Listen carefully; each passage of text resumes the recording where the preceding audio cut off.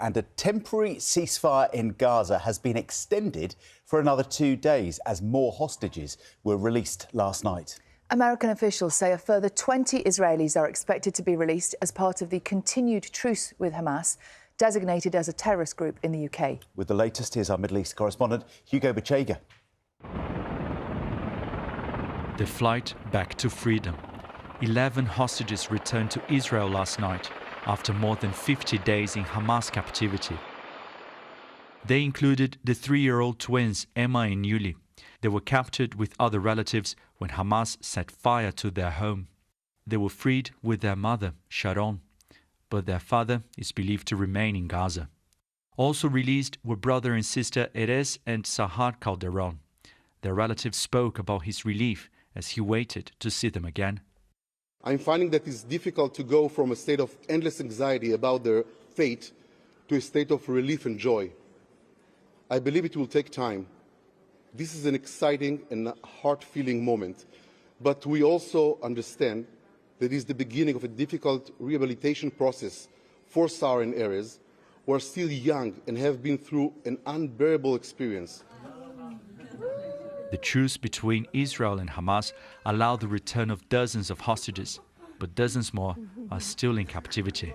Over 150 of our hostages, men, women, children, babies, who's taking care of them?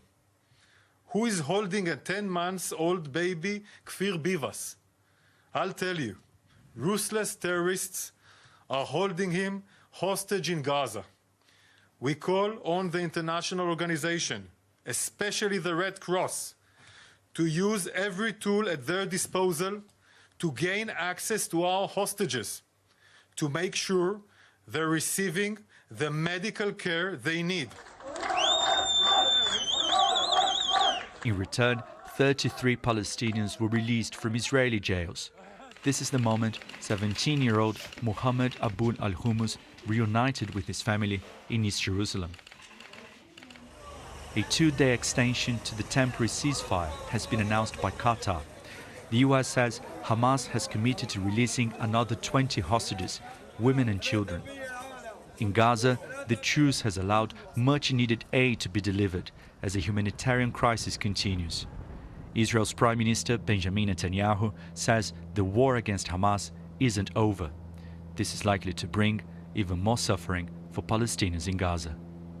Hugo Bachega, BBC News, Jerusalem.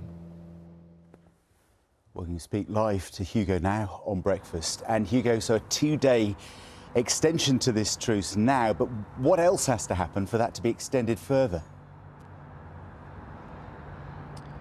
Yeah, John, that's a very good question. And I think the Biden administration that has been heavily involved in these negotiations, they want this deal to be extended again because they say that they want to see everybody released. We're talking about 170 hostages, around 170 people who remain in captivity in Gaza. And I think Hamas is saying that they're not holding all those people. So this could be an obstacle in guaranteeing the release of all these captives, and the youngest hostage is a 10-month-old baby. So today we're expecting to see 10 hostages being released.